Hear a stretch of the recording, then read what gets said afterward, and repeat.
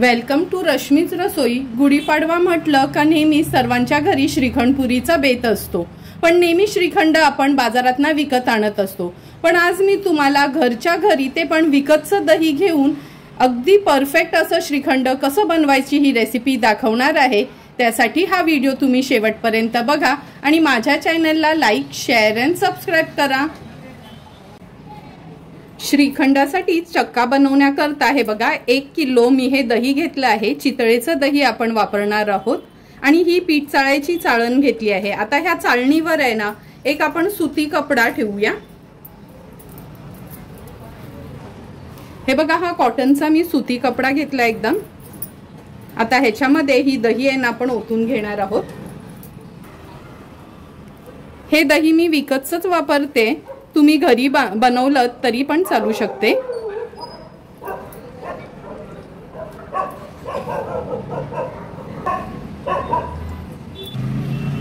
हे बघा सर्व दही या कपड्यात आपण काढून घेतलं आहे। आता हे व्यवस्थित ना असं आपल्याला गुंडाळून घ्यायचंय आणि तुम्ही बघू शकता जे पण एक्स्ट्राचं पाणी आहे ना हा कॉटनचा कपडा असल्यामुळे पूर्ण पाणी ह्याच्यातून निघून जाते। आता व्यवस्थित दाबून दाबून हे असं ना दाबून घ्यायचंय म्हणजे एक्स्ट्राचं पाणी निघून जाईल। हे बघा पूर्ण पाणी असं आपण ना हा कपडा असा गोल फिरवून फिरवून काढून घेतला आहे।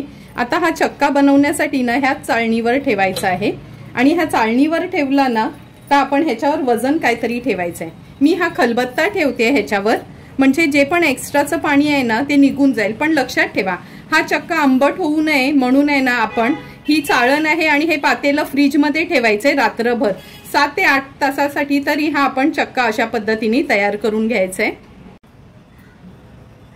8 ते 10 तास झालेत आपण हा चक्का नाही का काल बांधून ठेवला होता आणि मी सांगितलेलं का फ्रीज मध्येच ठेवायचंय म्हणजे हा चक्का आहे ना आंबट होत नाही। हा बघा आपला हा चक्का तयार झाला। आता हा आपण उघडून घेऊया आणि ही अशी चाळणीच ठेवली होती म्हणजे जे पण एक्स्ट्राचं पाणी आहे ना हे ह्या प्लेटमध्ये किंवा पातेल्यात आपलं निघून जातं। हा बघा आपण तयार केलेला चक्का आहे ना काढून घेऊया ह्या प्लेटमध्ये। असा छान चक्का तयार व्हायला हवा। तुम्ही बघू शकता बाजारातून आपण विकत आणतो ना तसाच हा चक्का तयार झाला आहे। आता हा चक्का मी वजन करून घेते। तुमच्याकडे वजन करायची मशीन नसेल तर तुम्ही आपल्या कोणत्याही पेल्याने किंवा भांड्याने वजन केलं तरी चालेल। हे बघा ही वेइंग मशीन घेतली आहे, त्याच्यावर हा बोल ठेवते मी आणि ह्याच्यामध्ये आता हे 0 वर करून हा चक्का वजन करून घेऊया आपण।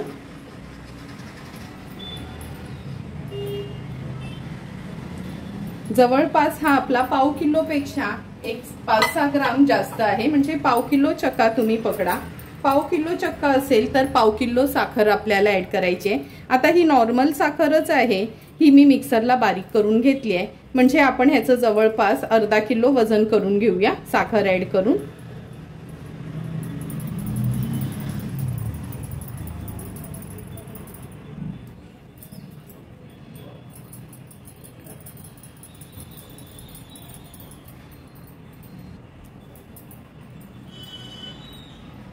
हे बघा जेवढा चक्का होती ना तेवढीच साखर आपण ऍड केली आहे। आता व्यवस्थित हे मिक्स करून घेऊया। साखर आणि हा चक्का आहे ना छान एकजीव करून घ्यायचा आहे आपल्याला। तुम्ही बघू शकता अगदी बाजारातून आपण विकत आणतो ना चक्का तसाच चक्का तयार झाला। म्हणजे 1 किलो जर दही आपण घातलं किंवा विकत आणलं तर त्याचा पाव किलो चक्का तयार होतो। आता साखर मी ह्याच्यात व्यवस्थित मिक्स करून घेते।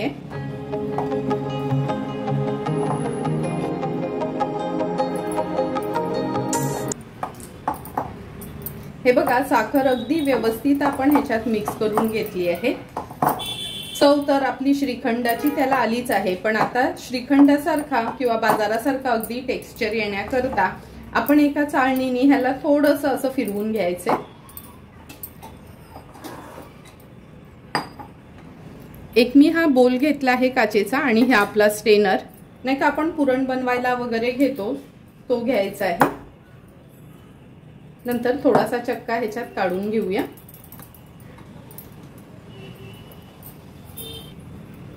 आता चमच्यानी आपल्याला छान हे बघा असं फक्त फिरवून घ्यायचं आहे, म्हणजे साखर पण छान मिक्स होते आणि अगदी बाजारात विकत मिळतं ना श्रीखंड तसं हे तयार होतं। हे बघा हे असं आहे ना, चाळणीला दिसतं तुम्हाला, असं मी करून घेते।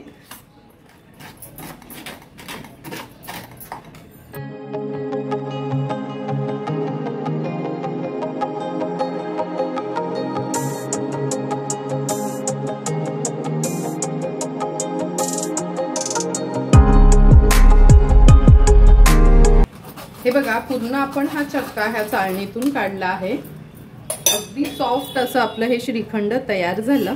आता हे बाउल मध्ये मी या काढून घेते।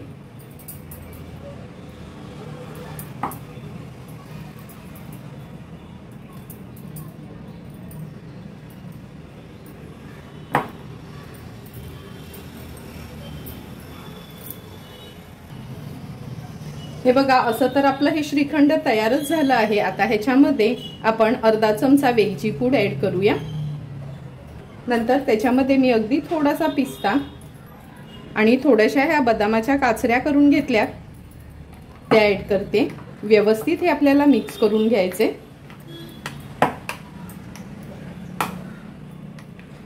हे बघा फ्रीज मध्ये ठेवण्या अगोदरही कसं छान घट्टसरच अगदी दुकानासारखं आपलं हे श्रीखंड तयार झालं आहे। मिक्स करून घेऊया। आता हे एका मी बोल मध्ये काढून घेते। आता हे श्रीखंड मी ह्या बोल मध्ये काढून घेते। तुम्ही त्याची कन्सिस्टन्सी बघू शकता, आपण जसं डब्यातलं विकतचं श्रीखंड आणतोय नाही का, सेम तसंच झालं आहे। आणि मी मुद्दामच यावेळी आहे ना दही विकतचं घेऊन श्रीखंड घातलं, कारण का काही बायका ऑफिसला वगैरे जातात, मग त्यांना दही घालण्यापासून चक्का बनवेपर्यंत असलं तर तेवढा वेळ नसतो, म्हणून विकतच्या दह्याचं पण अगदी व्यवस्थित श्रीखंड बनतं हे दाखवण्यासाठी मी यावेळी विकतचं दही घेतलं होतं। आता हे थोडं टॅप करून घेऊया।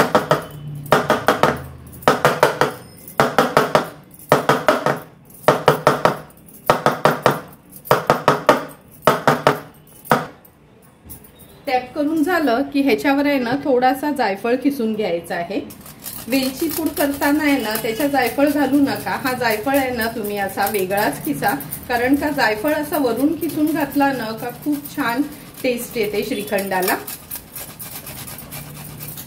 हे बघा जायफळ पण व्यवस्थित ह्याच्यावर थोडासा स्प्रिंकल करून झाला। आता आपण हे थोडासा पिस्ता आहे तो स्प्रिंकल करूया। ड्रायफ्रुट्स तुमच्या आवडीप्रमाणे, श्रीखंडामध्ये चारोळी घातली ना का पण तो श्रीखंड खूप छान होतो। आता हे थोडेसे बदाम मी असे ना पातळ पातळ ह्याच्या काचऱ्या पण करतो ना तसे हे स्लाइस करून घेतले आहेत। आता तयार झालेलं हे आपलं श्रीखंड आपण फ्रीज मध्ये सेट करण्याकरता ठेवूया, तोपर्यंत पुऱ्या बनवून घेणार आहोत।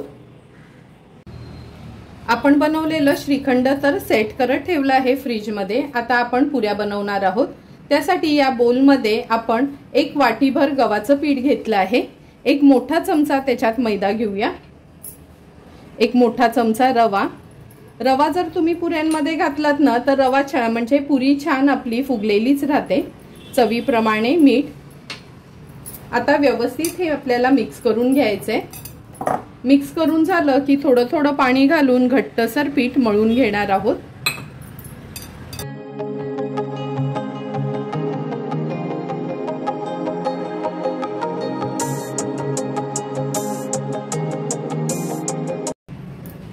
हे बघा असा तुम्ही बघू शकता घट्टसर असा हा आपण पिठाचा गोळा तयार करून घेतला आहे। आता चमचाभर तेल घालूया ह्याच्यावर। तेल ऍड केल्यानंतर व्यवस्थित हे पीठ आपल्याला ना मळून मळून घ्यायचं आहे।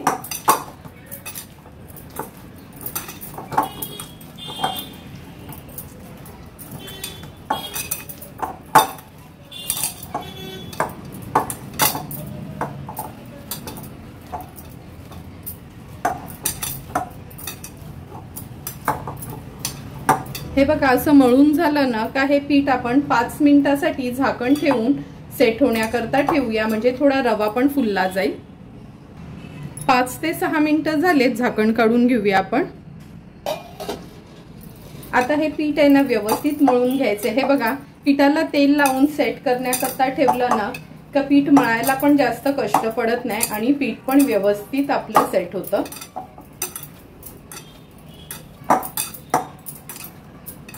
आता हे आपलं पीठ व्यवस्थित मळून झालं। ह्याचे मी पेढे करून घेते। लहान मोठ्या ज्या आकाराच्या आपल्याला पुऱ्या हव्यात तसे हे पेढे करून घ्यायचे आहेत आपल्याला।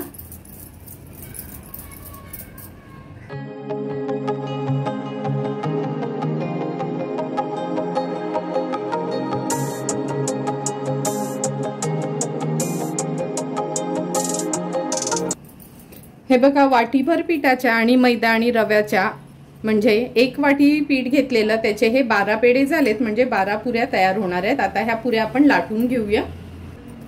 पुऱ्या लाटण्याकरता हा बघा, हा एक पेढा घेऊया। अगदी थोडंसं बोटाने आपण दोन्ही बाजूला तेल लावून घ्यायचं आहे। पुऱ्यांना नॉर्मली तेलावरच लाटायच्या किंवा पीठ घट्ट असेल ना तर तेल पण नाही घेतलं तरी चालू शकते आणि जाडसर अशी ही पुरी लाटून घ्यायची आहे।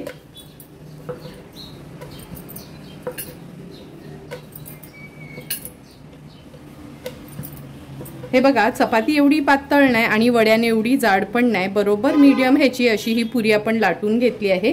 अशाच पद्धतीने उरलेल्या एक एक पुऱ्या मी लाटून घेते।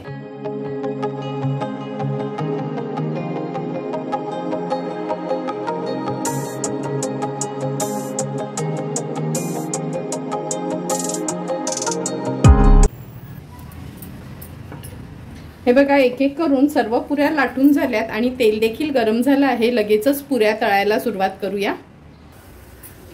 तेल गरम झालं का चेक करून घेऊया। अगदी थोडासा पिठाचा गोळा आपण ह्याच्यात टाकूया। हे बघा, पीठ घातल्याबरोबर लगेचच ते वर आलंय, म्हणजे आपलं तेल पुऱ्यांसाठी परफेक्ट गरम झालं आहे। आता आपण पुऱ्या सोडणार आहोत। पुऱ्या सोडताना गॅसची फ्लेम आपल्याला हाय टू मीडियम वरच ठेवायची आहे। तुम्ही बघू शकता अगदी योग्य ते प्रमाण पिठाचं, मैदा, रवा घातल्यामुळे हे बघा किती सुंदर अशी पुरी आपली फुगली गेली आहे आणि ती पलटवायला पण लागली नाही, अगदी व्यवस्थित अशी तयार झाली आहे। मागची बाजू पण त्याची व्यवस्थित आपण फ्राय करून घेऊया।